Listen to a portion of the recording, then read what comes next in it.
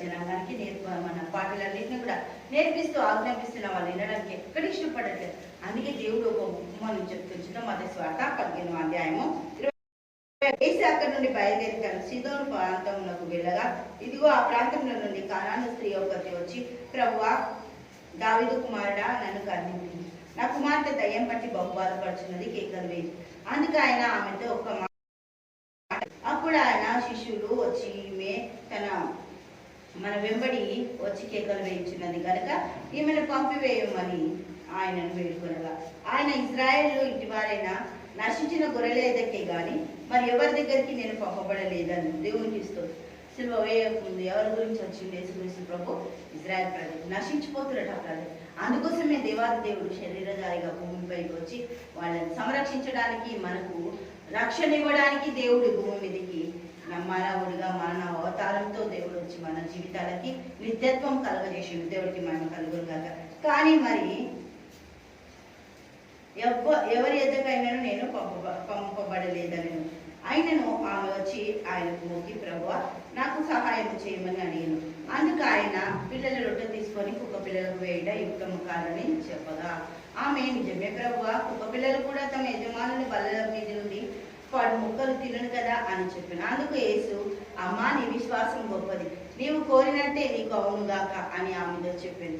ఆ గడియలోనే ఆమె కుమార్తె స్వస్థత పొందుకొని, ఇజ్రాయేలుకి ఉపమానం చెప్పు ఇర్మియా అని దేవుడు చెప్పించి ఆ చేసినప్పుడు ఆ మాటలు విని కూడా వాళ్ళు వినన్నట్టు వారి జీవితానికి అవసరమైన ప్రతి దాన్ని కూడా పొందుకోకుండా వాళ్ళు చేస్తున్న ద్రోహాలు, ద్రోహ క్రియలు, చెట్ల కింద వ్యభిచారము, ఆ విగ్రహ ఆరాధన, భయంకరమైన పనులు, దేవుడికి వ్యతిరేకమైన లోబడకుండా చేస్తున్న ప్రతి పనిలో కూడా దేవుడు హెచ్చరికనిస్తున్నాడు. దేవునికి మహిమ కలుగుతుందాక.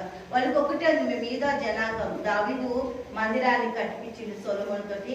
ఆ మందిరము మాది, ఈ దేవుడు మా దేవుడు అనే గర్వం ఉంది. కానీ దేవునికి లోబడాలి, దేవుడి మాట వినాలి, దేవునితో జీవితం గడపాలి, నిత్యత్వంలో ప్రవేశించాలి.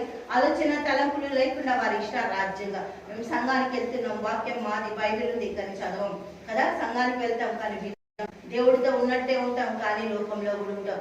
ఇటువంటి భయంకరమైన జీవితాలకి దేవుడు హెచ్చరిక చేస్తున్నాడు. దేవాది దేవుడు ఒక హెచ్చరిక ఏంటి అంటే, దేవుడికి మహిమ కలుగును గాక, ఆయన దగ్గరికి రావాలి, ఆయన పిల్లలుగా బ్రతకాలి, ఆయనతో ఉండాలి, ఆయన మనకు తండ్రి. దేవుడికి మహిమ కలుగును గాక. సమస్తం ఇవ్వడానికి ఆయన ఇష్టపడుతున్నాడు. సమస్తం ఆయన మన కోసమే చేసిండు. అన్ని ఇవ్వడానికి ఇష్టపడ్డ దేవాది దేవుని విడిచిపెట్టి లోకపరంగా పరిగెత్తుతూ లోకంలో ఉన్న వాటి వైపు చూస్తూ లోకానికి కావాల్సింది మనకు కావాలన్నట్టు ఎంతో ఆశతో ఎదురుచేస్తాం. కానీ దేవాది దేవుడు అంటాడు, మీరు నా వైపు కేంద్రీకరించండి, నన్ను చూడండి, మీ కుటుంబాలకి నన్ను కేంద్రంగా పెట్టండి, మీ కుటుంబ జీవితాలలో నన్ను ఆహ్వానించండి. నేను దేవుని మీకు ఇచ్చే పోషకుని, మిమ్మల్ని పోషణ చేసే కాపరినని దేవుడు మనకి ఎంత హెచ్చరిక చేసినా వినకుండా తప్పిపోతే నా జనాంగానికి దేవుడు ఒక్క మాట చెప్తుండు, హల్లెలూయా, నేను మీ ప్రొవైడర్ని. దేవుడికి స్తోత్రం. నిన్న నేడు ఏకరీతిగా ఉన్న దేవుని ఈరోజు కూడా మీకు పోషిస్తున్నా, రేపు పోషిస్తా, మీ తరతరాలను కూడా నేను పోషిస్తా. దేవుడికి మహిమ కలుగును గాక. హల్లెలూయా. తండ్రి నీకే స్తోత్రాలు, గొప్ప దేవ, అద్భుత కరుణ, ఆశ్చర్యకర, నీకే స్తుతులు స్తోత్రాలు చెల్లిస్తున్న కుటుంబాలను పోషించి రక్షించి కాపాడి కనికరించి ఆదరించిన దేవుడు, గొప్ప దేవుడు తండ్రి, నీకు కృతజ్ఞతాస్తుతులు చెల్లిస్తూ యేసు నామములో ప్రార్థిస్తున్నాము తండ్రి. ఆమేన్, ఆమేన్, ఆమేన్.